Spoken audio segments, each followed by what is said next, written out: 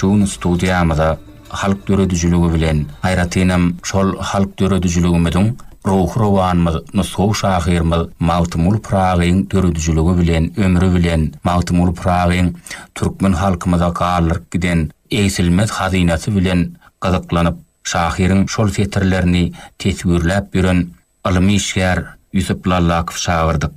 Yusuf, bir mundan öňdäki gepleşiklerimizde siziň Mawtymul Pragy baradaky gurrunlygyňyzy dinleýijilerimiz dinleýärler. Biz şu gün gepleşigimizde siziň özüňizi söhbetdeşlik esasynda dinleýijilerimize ýetirmek maksady bilen çagyrdyk. Ne batır, siziň Mawtymul atamyz, Mawtymul sözüm gyzga şerhi köp. Ya Mawtymul sözüm älemdir, we nesihatym ula ila alamdır. Bizim ne Mawtymul atamyz duran bir mektep bolup dur. Mawtymul atamyz o dogama duşan göýe görer güllek, gülüň mewsiminde döwran tapylmaz diýe. Bizim dana akıllar Mawtymul Pragy'myzyň her bir setirleri her bir adam üçin doga dile bolup dur. Her bir adama bir yol görkezji o mektep bolup dur.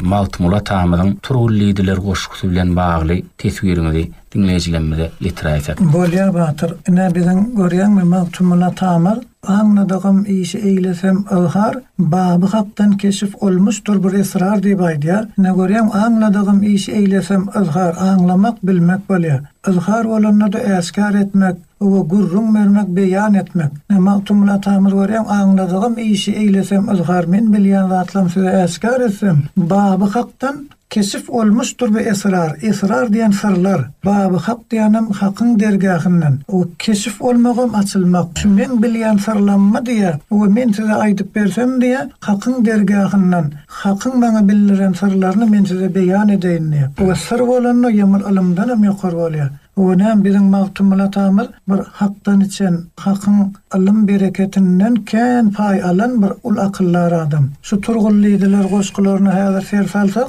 onu şoň içinde bizim Mawtymul atamyza bir ýagşy adalaryň, o bir akyllarlaryň, bir danalaryň gelip bir pata berenligini şu goşgyň içinde beýan edýär. Inne oňurdygymyzdan näsirli setirlerine sersalaly. Bir gece ýatyrdım tünüň ýaryna, bir 4 atly gelip turgullydylar. Habar bermiş saňa pursat jaýyna, şol ýerde ärler bar görgündiler. Şonu Mawtymul atamyz aýdýar, men bir gün gece ýatyrdım, bir 4 san atly erenler, o bir ýagşy adalar geldi de diýe Mawtymul sen tur saňa diýe bir alim bermeli, bilim bermeli, menne tuzurdular diýe. Nazarym ýetişke şol 4 merdana, köňlüm joşa geldi, başym gerdana. Görem mana nazar bolanyny görmek. Men turup diýe 4 sanatlyny gördüm. O şonu diýe yüregim diýe joşa geldi, başym aýlanyp menne bir üýtgeşik bir täsir boldy diýe. Şol wagtda bar idi. İki diwana durma oglan onunla bargyn ediler. Men bir 4 sanatla hayran galyp, o bir täsir, bir gen galyp durdum. Şolaň ýanyna bir 2 san ýagşy ada bardy. Durma oglan, Mawtymul durma, onunla bargyn edip maňa diýe aýtdylar diýe. Şol iki diwana tutdy golumdan, alyba gitdiler duran ýerimden. Bir işaret boldy onuň birinden seyramda baryp durgun ediler. Şu ýanky 2 sanatga ýagşy adalar, o herse diýe men bir golumdan ne tutup diýe seyram diýen ýere alyp gitdiler. Seyram diýen ýer nire bolýar? Onu şol görem 2 san ýagşy ada seyramda baryp durgun ediler.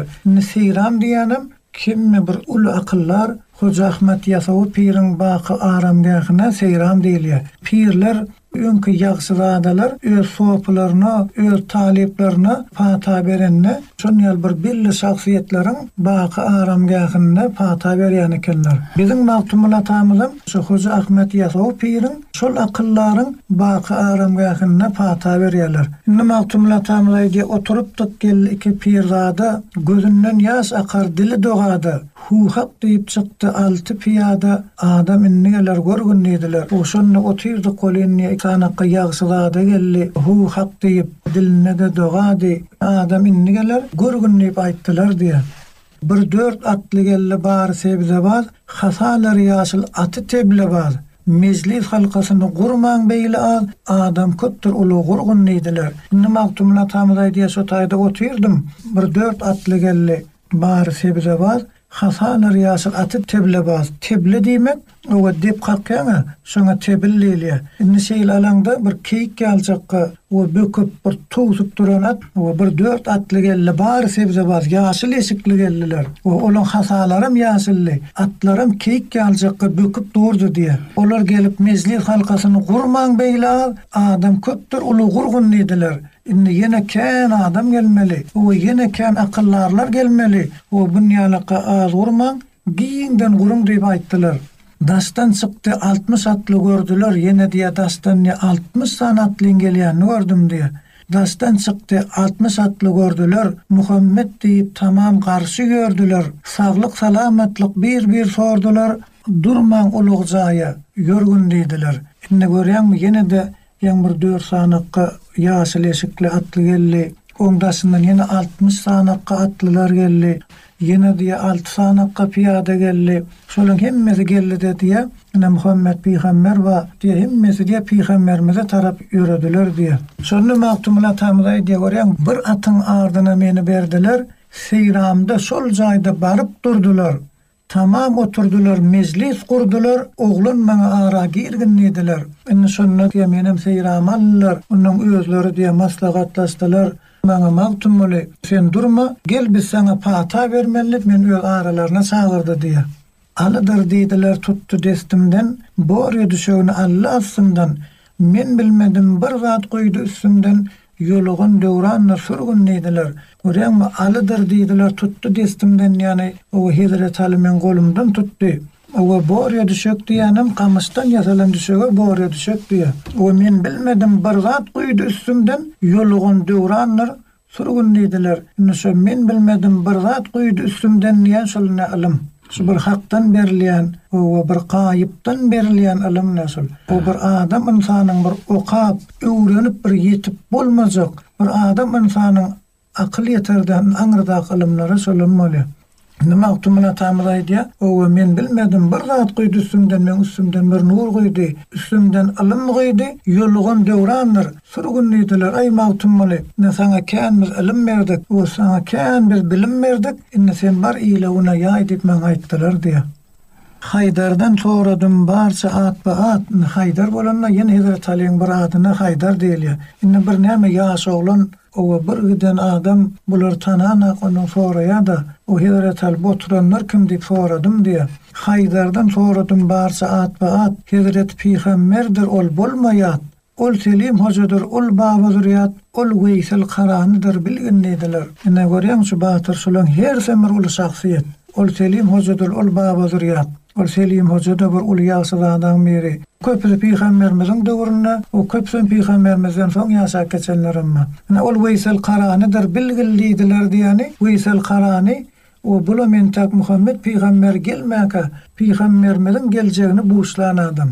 Özüm o Muhammed Peygamberi görmän o gaýypdan Peygamberimize aşyk bolmaklyk mektebin döreden bir ul akyllar haseplenilýär.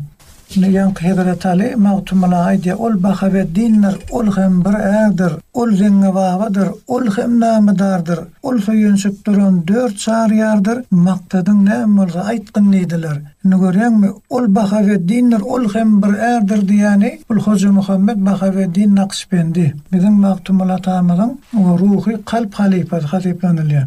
O bir ýerde o maktumla tamyr, o bir gece ýatydım şah Naqşbendi. Bahaweddin atly diwana geldi. Hasasyny süýreyip gelmiş bahardan hak aşkynna mestana geldi diýip bir özüniň mübarek setirlerini Bahaweddin Naqşbendiň biziň maktumla tamyza pata berendiginem kän ýerde agzak geçýär. Hazrat Aliň ol hem Bahaweddindir, ol hem bir erdir, ol zeňewawadyr, ol hem namadardyr. Namadar diýmek ol bir hormatly, bir beýik, bir akyllar diýmek. Ol soýunçyp duran 4 şaryardyr. O 4 şaryar Muhammed Peygamberimiziň ýaranlary. Ebu Bekir Siddiq, Hazrat Ömer, Hazrat Osman, Hazrat Ali. Näse 4 şaryarlar. Maksadyň ne bolsa, maktumly näme maksadyň ma bolsa ne soragyn, o näme maksadyň bolsa dilegin, näse duran bir 4 şaryarlardyr diýip maktumly tamam tanıştyrýar. Şol wagtda duran iki şeýh hesap, bu oglana pata berin diýdi sap. 124.000 enbiya eshab barçy şulardyr bilgildiler. Nazaret Batur Ştaýda bir kuşu setirlere gowser salaly. Şol wagtda duran iki şeýh hesap, bu şeyh diýmek, ýaşuly diýmek. Sap diýmegem ýaşkyçy diýmek. O şonna diýýän Hidayet Ali, o maňa tanystyryp turka, o bir ýaşuly, biram ýaşkyçyrak, bir uwadan, bir nurana, bir ütkösük, bir ýagşyda. Görýän şol wagtda duran iki şeyh hesap, iki sanakka, bir ýaşuly, bir ýaşkyçy. Bu oglun uzadan pata beriň diýdi sap. O magtumlygyny getirin, magtumla bir pata beriň diýdi. Derestayna 124.000 enbiya eshab. Barı şulardır bilginlidiler. 124.000 enbiya eshab diýäni 124.000 san peygamberler. Peygamberin yaranlary, sahabalar bizim magtumlatamyza pata berýär.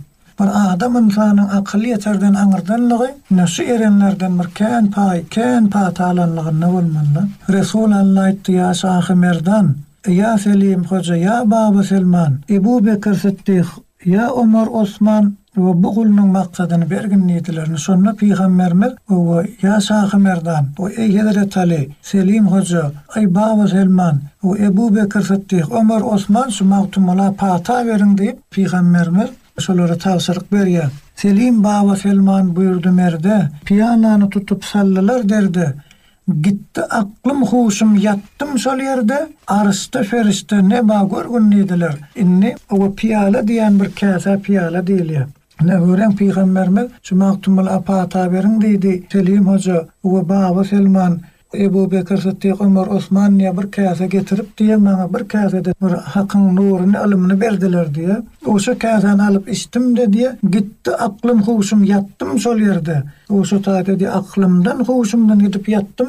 Onun arsta ferişte, ars bolan asman, o feriş bolan yer bolýar. O yerde asmanna näme bolsa görgün neydiler diye.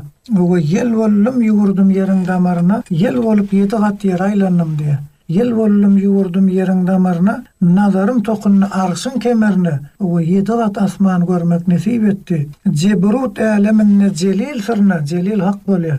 O Allah'ın biradi.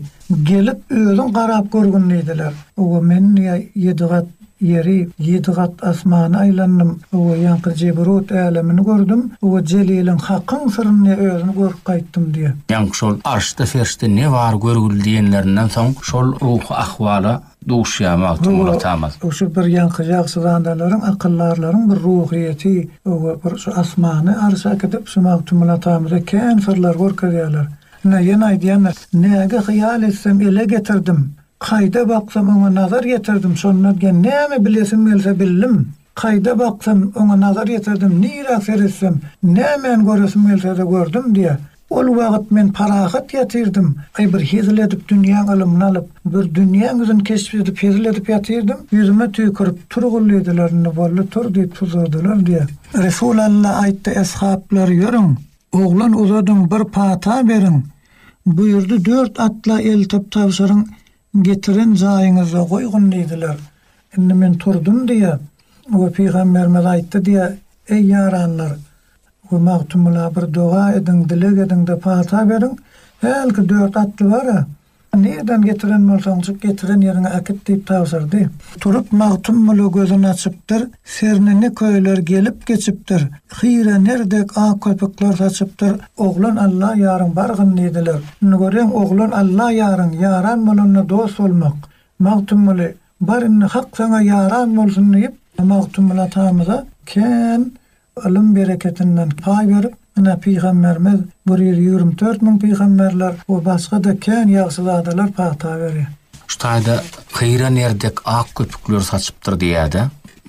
Ştaýda görýän hyra nerdek ak köpükler saçypdyr diýäni bir magtumlatamyza ütkösük kän bir ilim berilipdir diýen manysyna gelýärdi. Görýän magtumul astyň serden hiç kimse bilmez bu sırdan ýani o magtumlyň ilim bereketinden alanken ilim paýyndan bir adam insanyň ilim ýetirýärlerini. Biziň gepleşigimize gelip beren gurrunlygyňyz üçin köp sag bolun. Mundan meýlägem size işiňizde rawaçlyk, üstünlük arzu edýäs. Gepleşiklenmeliň inlik sanlaryna da dinleyijilerden gelýän pikirleri biz size ýetirer.